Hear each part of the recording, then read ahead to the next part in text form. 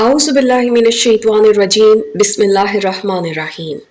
I for इस्लाम देखने वाले तमाम मुअज़्ज़िज़ सामीन को मोहब्बतों भरा सलाम। दोस्तों, आज की वीडियो में हम जानेंगे कि इंसान के मरने के बाद उसके आज़ा कब्र में किस तरह से गलते सड़ते हैं, कौन से ऐसे आज़ा हैं जो सबसे पहले गलना सड़ना शुरू करते हैं और इंसान का जिस्म कितने अरसे के बाद मिट्टी के साथ मिट्टी हो जाता है।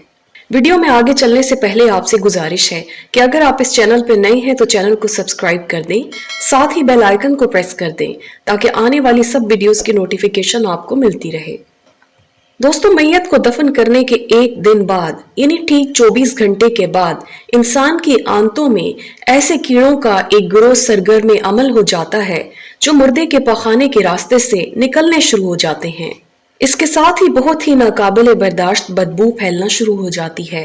बदबू के फैलने के साथ ही ये कीड़े मकोड़े अपने हम पेशा कीड़ों को दावत देते हैं, जिसके साथ ही बिच्छू और तमाम कीड़े मकोड़े इंसान के जिस्म की तरफ हरकत करना शुरू कर देते हैं और इंसान का गोश्त खाना शुरू कर देते हैं।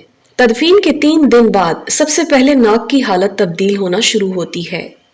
6 दिन के बाद नाखून गिरने शुरू हो जाते हैं। 9 दिन के बाद बाल गिरने लगते हैं, यहाँ तक कि इंसान के जिस्म पर कोई बाल नहीं रहता और पेट फूलना शुरू हो जाता है। 17 दिन बाद पेट फट जाता है और पेट के अंदर मौजूद तमाम अज्जा और दीगर आज़ा बाहर आना शुरू हो जाते हैं। 60 दिन के बाद मुर्दे के जिस्म से सारा गोश्त खत्म हो जाता है। इंसान के जिस्म पर बोटी नाम का एक टुकड़ा भी बाकी नहीं रहता। 90 दिन के बाद तमाम हड्डियां एक दूसरे से जुदा होना शुरू हो जाती हैं। 1 साल गुजरने के बाद हड्डियां बोसीदा होने लगती हैं और बिलाखिर जिस इंसान को दफनाया गया था उसका वजूद खत्म होकर रह जाता है।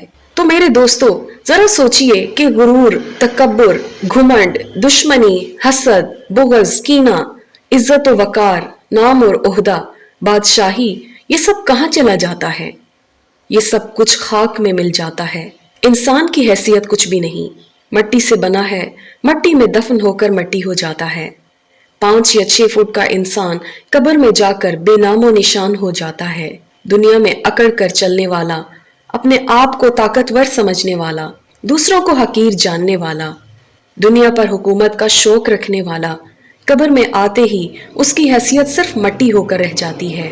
दोस्तों, हमें चाहिए कि अपनी अबदी और हमेशा की जिंदगी को खूबसूरत और पुरसुकून बनाने के लिए हर लम्हा फिक्रमंद रहें, अल्लाह ताला को याद करें, हर नेक अमल और इबादत में इखलास पैदा करें और खातिमा बिल खैर की दुआ करें।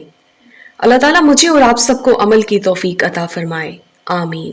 अगर वीडियो पसंद आए तो अपने दोस्तों के साथ शेयर करें और चैनल को सब्सक्राइब करके बेल आइकन को प्रेस कर दें ताकि आने वाली सब वीडियोस की नोटिफिकेशन आपको मिलती रहे। अगली वीडियो तक के लिए अल्लाह हाफिज।